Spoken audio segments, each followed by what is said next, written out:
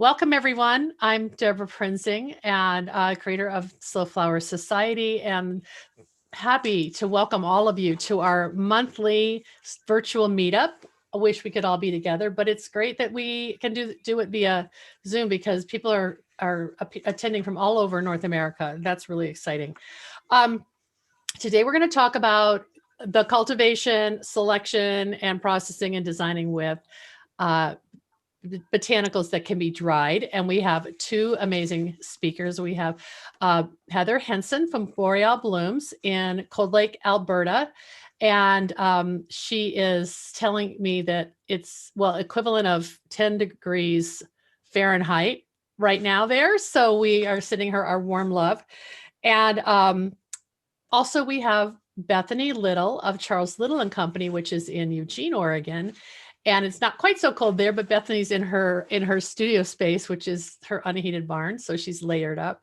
And Bethany appeared on one of our meetups earlier this year, and on a kind of a different topic. It was more about marketing and COVID coping and all of that. So I'm really excited that she's back to join Heather and talk about a topic that's super timely for this time of year. And also just, we're all fascinated with season extension and, not wasting a single stem and having this opportunity to design with dried flowers, and how are consumers responding to that. So we're going to get started. I just want to give you a couple little housekeeping things.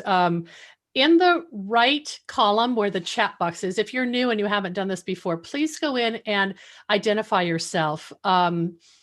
We have two giveaways today, but one giveaway is for Canadian addresses only, and one giveaway is for US addresses only. So Nisha's going to try to track everybody and make sure she selects from the right group. Do you want to add anything, Nisha, on that? No, just please make sure to change your name on the participation side and add your name and your business name or your Instagram handle. And then if you can please comment it in the chat, that would be really helpful.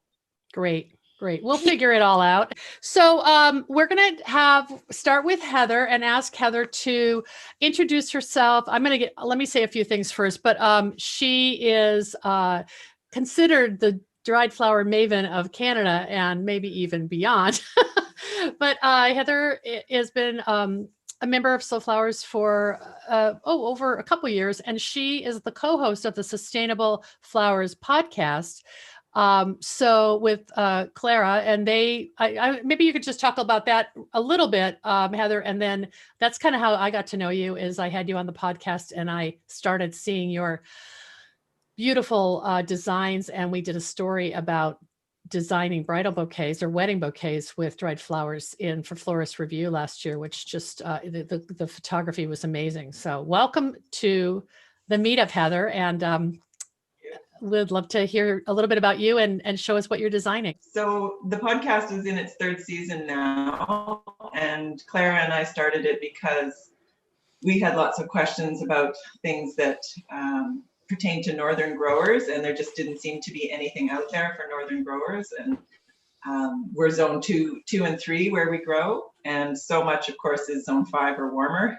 That's the vast majority of cut flower growers. So we started it with the aim to just find out information for ourselves and share it with our fellow Canadian and northern all over the world, it turns out, growers. We have lots of fans all over the world, so that's been wonderful. Dried flowers became a big part of my business about 4 years ago. Our growing season, as you might imagine, for our fresh flowers is extremely short. It's about 3 months. So that's not it's not possible to make a living for me off of that, 3 months of fresh flowers. So I was looking for a way to make my business viable. And I just started with small amounts to see if I could figure out what I was doing. And it turns out dried flowers do really well here in our cold, dry Alberta climate in winter. I know that's not the case for everybody. Drying flowers, if you're in Florida, for example, is really difficult.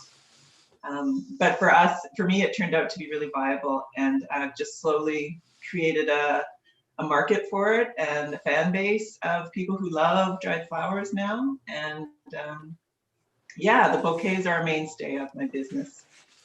So you have a CSA during the fresh season, but then it just transitions into a dried CSA. Can you talk a little bit about that and how you've had to train your customers to, get excited when the season changes? Right. So I don't have a dried CSA, Oh, okay. but last year what I did was I offered a September CSA for the first time. Traditionally, we have frost on Labor Day, which we did again this year. So I offered people fresh flowers for most of September, and then a dried bouquet as their last week of their subscription. And this year, with the improvement in my hoop house and growing methods, I was able to do fresh right through to the middle of October. And then the first weekend in November, just this past weekend, I did a big dried flower bouquet sale. Traditionally, I do a wreath workshop, but in-person workshops are not happening this year. So I'll be selling them just pre-made. And then I've done Valentine's with dried flowers, and just tried to extend my season so that I'm almost 12 months of the year having product for my customers. And it just took a lot of education, showing that the colors were pretty, telling people how to care for them, just explaining that it's a way to have local flowers. Like, I know when we talked on your podcast, I said that dried flowers are like the strawberry jam or the tomato sauce for me of flowers, because you take what is beautiful and fresh in season and then you preserve it for the winter. That's a great analogy. I love that. What are some of your most popular varieties because I know one of the stories that I'll try to pull that link up and put it in the chat box so people can hear the podcast that with Heather and Clara, but you talked about finding this old, like, vintage dried flower manual for your province that was like a mother lode of information. Like, how is a lot of it trial and error if you don't find a reference like that? Yeah, I would say so. I mean, the 1980s were the heyday, of course, of dried flowers. And I'm 52, so I remember that. I had dried flowers in my first home after I got married. But I found this book that is published by from Olds College here in Alberta, which is the horticultural college in our province. And they used to have 2 acres of cut flowers just for drying. And so they published this manual about what their best crops were, all about production times. It was all grown outdoors, no hoop houses. So it was everything that was well suited to Alberta's climate. And I started from there, and then I found another vintage, I say vintage, I'm vintage by that standard, but I found another vintage dried flower book, again, from about 1983, that was another treasure trove, and that covered more perennials and just more in depth of the cultural practices of it. And since then, there's been 2 newer books published, and I have both of those. And I found something a little bit from everything, but I found that the older books that I have were really the most helpful. Yeah, they're more focused on the growing as opposed to the newer ones are focused on the design. So roughly how many different varieties or cultivars are you growing? I mean, I guess growing for drying. Yeah. About 70. Wow. Yeah, wow. I have about 70 that I use for drying. Probably my most popular ones are straw flowers, of course. Everybody loves straw flowers, but ranunculus has turned out to be a really popular dried flower for me. It just dries really beautifully, and people are excited to have that in their home over the winter. Can you talk a little bit about, are you drying everything the same, or do you have different applications depending on the, it seems like a straw flower could just dry on its own, whereas a ranunculus might need some special treatment. No, I dry everything the same. I bunch everything, small bunches so that they dry quickly. And everything is hung upside down in the dark in my basement where I have a wood stove, so it keeps the place warm. And I don't use silica, I don't use glycerin. I have never tried silica, but for the volume of stuff that I'm doing, it's not practical. And I have tried glycerin and with eucalyptus, but I didn't like how the stems turned out. They're oily to handle afterwards, and the color changes from the green to like a purplish gray. So I just stick with this basic method. That's all I use, is just hung upside down in the dark. And when you say small bunches, like maybe under 10 stems or? 10 stems about, yeah. If it's a bigger, bulkier plant, like status, for example, 10 stems is a lot. Oh, okay. But for something smaller and more delicate, like ranunculus, definitely small bunches so that they dry quickly and that they maintain their shape. Wow. Well, can you show us what you're going to share with us today? And Sure. Heather joked that she might not be able to talk and design at the same time, but I'm not too worried about that because you teach a lot. You know what I discovered though when I was making this one yesterday? I discovered to my horror that I hum constantly when I'm designing. Oh, so we like I that. Don't know to talk. This is what I made yesterday. I'll back up so you can see it. Oh my goodness, it's so I had full. lots of pretty mustards and golds that I wanted to use. And it's just tied with some silk ribbon that I love. So this wow. one I use. Sorry, go ahead, Deborah. No, you're going to tell us what's in it, right? Yes, yeah, Okay. Absolutely. So I always start with my focal flowers in the center, and I work in a spiral outwards. So my focal flowers for this were some really pretty gold marigolds that I dried. I don't know if you can see them in there, right in the center. There and over here. And I start with just one of those. And then I added some gold ranunculus that I had dried over here and here. And then I spiraled it with some golden yarrow, some orange straw flower, and then I started adding in my pretty yellow status. And then I work in a spiral, turning, adding in thirds, then fifths, then sevenths, and so on. Just a classic hand-tied bouquet style. Working with dried flowers, there's a lot of, I won't say waste, but there's a lot of extra stems, which I turn into other things. But in particular, things like straw flower and status, I break them down quite a bit so that they fit neatly into my spiral. And because I don't want just a flat dome, I've added some texture. This is brome that's gone gold in the sun. Charming. And some pops of craspedia. There's some craspedia in here as well. So if you can see the craspedia here. Yep. Wow. So it's straw flower, yarrow, golden status, ranunculus, marigolds, brome, and then I had yellow safflower, which dried this nice deep mustard color, which I loved. Yeah. That is so voluptuous. And then I tie them quite tightly because I like them to keep their shape. So I don't elastic them. I use floral tape and I tie them quite tightly. And then when I present it to my customer, I've sleeved it in tissue paper usually, but this one I just tied with because the ribbon was so pretty. Yeah. Heather, your tissue paper presentation is so eye-catching. It's like you use a color that supports the bouquet, and I know that's how it shows up on Instagram. Right. Is that how you sell it too? Yeah. Okay. Yes, absolutely. Yeah. So this is when I started that with the intention of hopefully finishing it during my demo. But yeah. Do you want me to just work and talk? Yeah, we'd love that. This one is a deeper palette. I have 2 dried dahlias, ball dahlias in here. Then I've also spiraled it with a dark ranunculus. This was actually a bright pink ranunculus, but it dried, quite deep, with some straw flower, some of my celosia that I'm so proud of, that I managed to get some celosia long enough in zone 3. That's great. Rat tail status suaroi, which gives it some nice texture and some height variation. Pink larkspur. And then this was a new trial for me this year, is Astrantia. Wow. Right. Love it. It's the ruby wedding Astrantia, and it dried this really deep burgundy. It's really beautiful.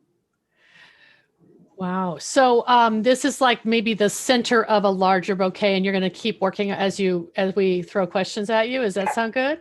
Yeah, that's the plan. I'll see how I manage. All right. And people are typing questions in the chat, so I think I'll just throw a few out there.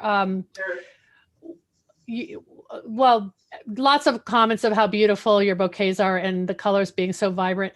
Maybe you could just talk a little bit about that notion that dried flowers fade and are all dull kind of earth tones, when clearly you're getting a lot of color saturation, when you, maybe it's the way you dry, or is it just a matter of time? I think, when you dry them quickly, they maintain their color better. So that's why I use my basement in the dark. That helps maintain it. You have to pick them at the right time too, of course. Like if you pick them past their prime, they're just going to shatter and fall apart. So that's why I always tell people it's great to just reserve a portion of your field for drying. Don't think of it as using whatever doesn't sell, I'm just going to hang it, because by that time it's probably past its prime. You know what I'm saying? So you're actually harvesting one way for fresh sales and one way for drying. Yeah, I was joking this summer that I was having a hard time cutting some of my stuff that I know I use for dried for fresh. There was a couple weeks where we didn't really have enough filler, and Fiona, my daughter Fiona, who works with me, was like, well, just cut some straw flower. And I was like, no, that's for drying. I don't want to use it. I picked them at their peak with the intention of having them for drying. Okay, that's great. A couple questions related to, I think, harvest time. One is dahlias. When do you cut them so they don't shatter when drying? And the other is just in general, how do you avoid breakage? So maybe you can talk about those two. Breakage, I don't avoid breakage. Breakage happens. That's a fact of dried flowers, and you just have to have a plan to use the scraps. So I make Christmas ornaments with them. I also make wreaths, the smaller pieces that I take off for, because it's not going to fit flat, the smaller pieces that I take off, I use those. I save those, bundle them, and use them in wreaths. But breakage definitely happens. I mean, You can't be rough with them. You have to be relatively gentle with it, but you can't, but you can definitely, I'm bunching this tightly, right? Yeah. I'm not handling it like porcelain. I'm still bunching it tightly, but breakage happens, and I'm intentionally breaking down a piece. One stem of statice I break down into probably 10 or 15 pieces sometimes, different lengths, and I use them in different ways. Great. Not a stem wasted. So Carolyn Kolb had asked, how do you avoid breakage? She's tried to use dried statice, and it's kind of a nightmare. Is statice one of those that you cut specifically at a different time, fresh versus dry? Statice I find holds in the field really well. I wait until my statice gets quite tall before I cut it for drying. And then there's smaller pieces down that may have been sun bleached and the color's not suitable, but statice is so productive that I don't find it to be an issue. There's just so much of it and so many pieces off each stem. And do you grow everything? I think I know the answer to this. You were growing everything in the field, but this year you added a high tunnel. Is that correct? I have 2 high tunnels, and I've had them for 3 years and 2 years respectively. Okay. And the things that I had in my high tunnel for drying, well, they weren't specifically for drying, but my ranunculus, for example, my dahlias are in a tunnel just because we don't have a long enough season, really. That was a good example. So I would never try and cram this whole thing into my bouquet because it won't fit my spiral shape. So I've broken off this little piece, and I'll break off this little piece, and then these will go into a wreath. Okay. You want a more slender, vertical design element so that I want it to lay flat along the edge of my bouquet so I can keep spiraling. It's beautiful. A couple questions, Heather. Do you wire anything in with designing with dried? No. I mean, sometimes I use wire in my wreaths. I prefer to use jute, but I have used wire to bind stuff on my wreath, but not in a bouquet. The straw flowers, I think maybe they're asking about straw flowers. The straw flowers I leave on the stem. I don't pop them off, wire them, because then I wouldn't make any money on my bouquets. Right. Because that's too labor intensive. You're keeping your labor very, very lean. Yeah, that's the plan. Okay, a couple other questions. And these are all going to go to Bethany too. So get ready, Bethany. Do you sell straight bunches that are not arranged, such as a bunch of dried ranunculus or a bunch of dried dahlias? Or do you find that that's just not your market? To florists, is that what they mean? No, I don't sell to florists. Well, maybe we should back up. Are you selling only retail to consumers? Yes, I am selling only retail. I've had lots of requests, especially this year, from places like Panama City and Mexico for me to ship dried flowers. And I have to explain, like, A, I need an exporting permit for that. And B, I don't think they would arrive from Cold Lake, Alberta to Panama City in any kind of condition that you could use them. And then I also, unfortunately, I don't know that they would even hold up in that climate. I think florists are used to working with some of the preserved things that are on the market from the wholesaler, like the ferns and the fronds that have plastifiers in them that are really, it's a totally different texture. Right. And that stuff holds up to shipping. But this stuff this is natural. These are natural flowers. They have nothing in them.